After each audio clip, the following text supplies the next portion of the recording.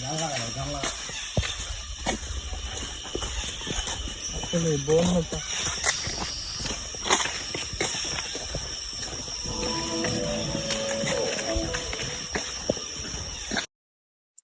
আলাইকুম গাইস, কেমন আছেন আপনারা সবাই? আশা করি সকলেই ভালো আছেন। তো আর একটা নতুন ভিডিও নিয়ে আপনাদের মাঝে হাজির হলাম অনেকদিন পর। তো এখন থেকে রেগুলারলি ভিডিও আপলোড হবে। তো আজকের ট্যুরটা আমরা দিছিলাম শ্রীমঙ্গলের উদ্দেশ্যে, ব্রাহ্মণবাড়িয়া টু শ্রীমঙ্গল।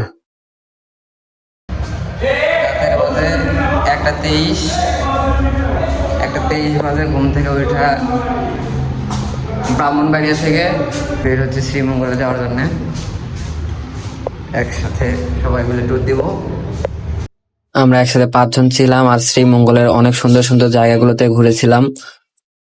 লাল পাহাড়, চা বাগান, রাবার বাগান, হামহাম জলপ্রপাত, আরো অনেক সুন্দর সুন্দর জায়গা। তো আপনাদের সবগুলো জায়গা দেখানোর চেষ্টা করব। তো হাইওয়েতে যাওয়ার জন্য বের হয়েছি, কোনো গাড়ি না থাকে আমরা একটা ট্রাক ধরছি, ট্রাকে উঠেই সবাই হাইওয়ে পর্যন্ত যাব।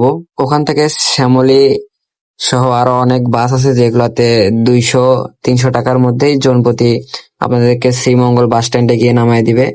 তো আমরা মূলত উঠতেছি ওই ট্রাকে হাইওয়ে পর্যন্ত যাওয়ার জন্য। হাইওয়েতে নামে ওখান থেকে বাসে উঠে আমরা রওনা দিব।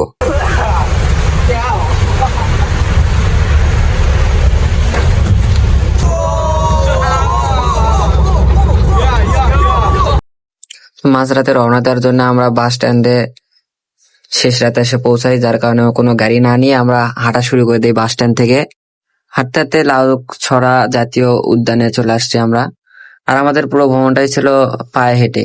যদি আপনি পায়ে হেঁটে জায়গাগুলো দেখেন তাহলে মাঝ মতে আরো অনেক সুন্দর সুন্দর জায়গা দেখতে পারবেন, যা গাড়িতে উঠলে কোনো সময়ের জন্যও দেখতে পারবেন না। মূলত আপনারা বাস স্ট্যান্ডে নামার সাথে আশেপাশে অনেক চাঁদের গাড়ি দেখতে পারবেন, সিএনজি দেখতে পারবেন, যেগুলাকে রিজার্ভ করে পুরা দিন আপনাদেরকে ঘুরাবে 4-5টা প্লেস, কিন্তু টাকা নিবে 3,000, 3,500।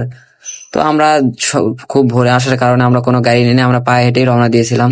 তো অনেক সুন্দর লাগছিল পায়ে হেঁটে এই জায়গাগুলো দেখতে। পায়ে হেঁটে আসলে আপনারা একটা বেনিফিট পাবেন, এটা যে মাঝে মাঝে অনেক সুন্দর সুন্দর জায়গা আছে ছবি তোলার মতো, যেগুলোতে আপনারা ছবি উঠাইতে পারবেন, কিন্তু গাড়িতে উঠলে ওই জায়গাগুলোতে নামা সম্ভব হয় না আর কি। অনেক জায়গাগুলো আছে যেগুলো দেখলে আর মনে হবে না যে বাসায় ফিরে যাব।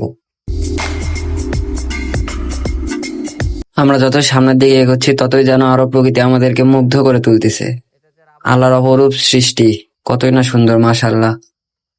সামনে যে বড় বড় গাছগুলো দেখতে পাচ্ছেন এগুলো মূলত রাবার গাছ। এই যে রাবার বাগানের রাবার ফল ফার্স্ট টাইম দেখলাম। রাবার ফল এর মধ্যে যে কি আছে নিজেও জানি না, খাওয়া যায় না। এগুলা আটা দিয়ে কি হয়? হ্যাঁ, রাবার তৈরি হয় এগুলা দিয়ে।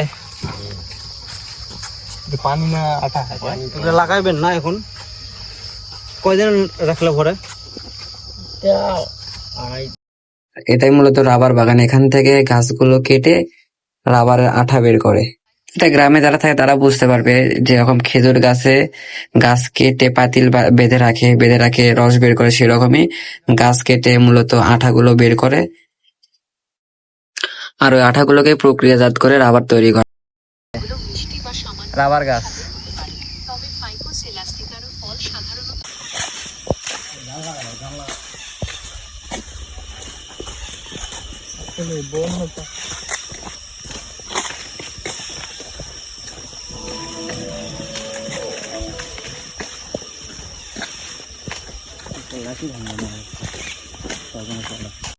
আমরা চা বাগানের ভেতর দিয়ে অনেক জায়গা পর্যন্ত গেছি, যে জায়গাগুলোতে পর্যটক সম্ভবত যায় না আর কি। লাল পাহাড় নাম শুনছেন, যেগুলোতে সবাই যায় না, কিন্তু লাল পাহাড়ে যেতে গেলে এরকম একটা খাল পের হতে হবে। তো আমরা মূলত পায়ে হেঁটে হেঁটে খালগুলো পার হয়ে আস্তে আস্তে ভেতর দিকে গেছি প্রকৃতির সৌন্দর্যটা উপভোগ করার জন্য লাল পাহাড়ের উদ্দেশ্যে। আমরা এখন মূলত লাল পাহাড়ের দিকে যাচ্ছি।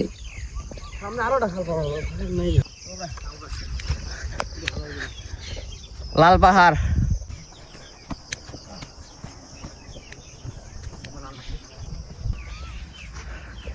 লাল পাহাড়ের টিলায় চড়তেছে এখন।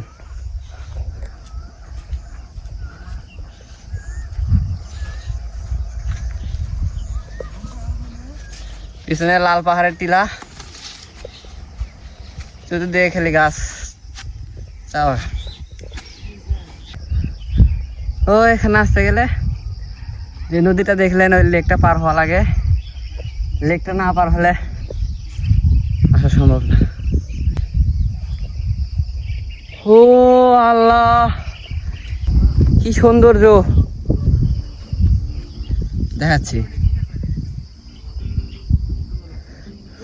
ভিডিওতে দেখে যা বোঝা যাচ্ছে তার থেকেও অতিরিক্ত সৌন্দর্য। আহ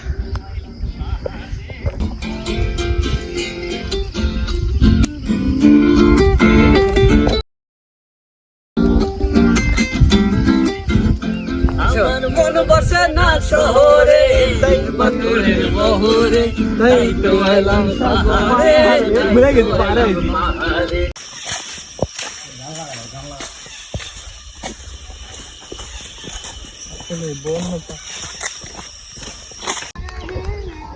মেন কথা, দুই সারি দিয়ে গাছগুলো লাগানো, মাঝখান দিয়ে রাস্তা, দেখে আরো সুন্দর লাগে।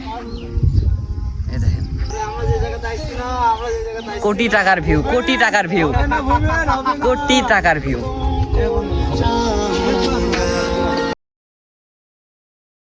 এটা হচ্ছে লাল পাহাড়ের অপোজিটে রাবার বাগান, একদম শুনশান জায়গা, যেখানে কোনো লোকজন ছিল না। আমরা ভোরে ঘুরতে নিছিলাম, যার কারণে এদিকে কোনো পর্যটক এখনো আসে নাই। প্রকৃতি যত সৌন্দর্য তত ভয়ঙ্কর।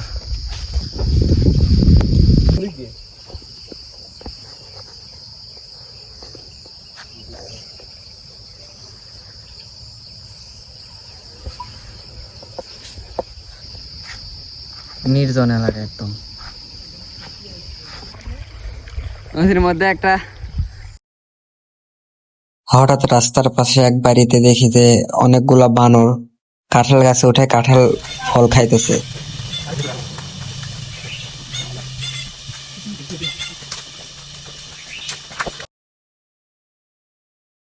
জঙ্গলের ভেতরে এই রোদে মূলত আমরা যাচ্ছি খাসিয়াপাড়া নামে এক জায়গায়। রাস্তাটা ছিল অনেক ভয়ঙ্কর, আশেপাশে কোনো লোকজন নেই, চতুর্সাইডে শুধু গাছ আর গাছ।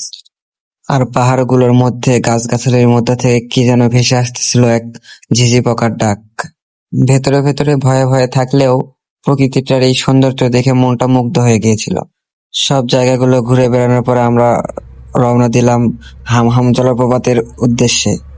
ওখানে যাওয়ার পথে রাস্তার সাইড দিয়ে দুই পাশে পাহাড়ের গা ঘেঁষে লেগে আছে হাজারো চায়ের গাছ। এই রাস্তাটাই মূলত ভাইরাল। এই রোড দিয়ে যাওয়ার সময় মনে হচ্ছিল না যে আর বাড়িতে ফিরে যাব, এতটা সুন্দর লাগতেছিল যা বলে বোঝানোর বাহিরে।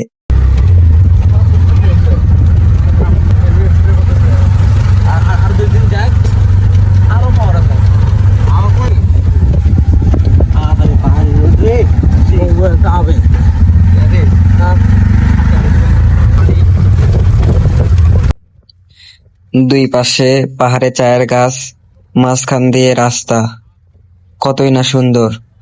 আল্লাহর কি অপরূপ সৃষ্টি। যেতে যেতে পথের মাঝে দেখা মিলল অনেকে চা পাতা সংগ্রহ করতেছে পাহাড়ের গায়ে।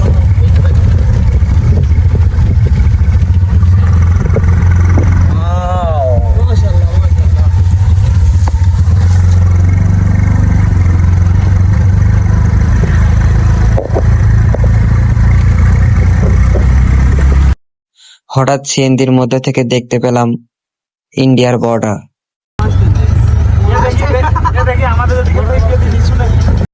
মূলত আমরা সিএনজিতে উঠে যে হামহাম জলপ্রপাতের দিকে যাচ্ছি সেটা মূলত ইন্ডিয়াতেই, আর পানিটা যেখানে পড়ে সেটা বাংলাদেশে। তো হামহাম জলপ্রপাতের আগে আসার আগে কিছু গ্রাম্য লোকেরা ধরবে গাইড হিসেবে, গাইড ছাড়া এক হাত যাইতে পারবেন না। মূল কথা গাইড নিতে হবে।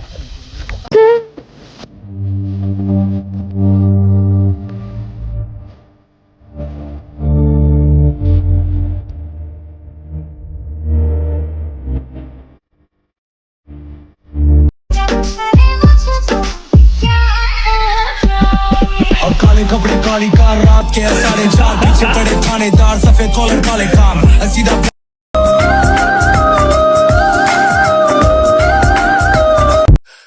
তো এই জলপ্রপাতে যেতে গিয়ে আমাদের অনেক সমস্যার সম্মুখীন হতে হয়েছে।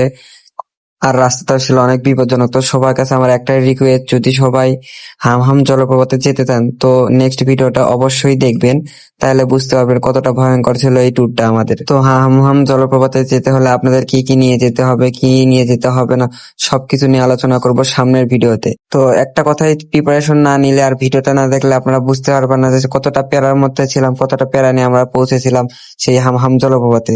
তো দেখা হচ্ছে নেক্সট ভিডিও হামহাম জলপ্রপাত। এই পর্যন্ত ভালো থাকবেন, আল্লাহ হাফেজ। বললাম তুমি পাহাড়ে উঠি না, না বন্ধু, ওটা তো ঝামেলা আছে। এই জায়গা শব্দ হচ্ছে না, এটা কি রাখতেছে?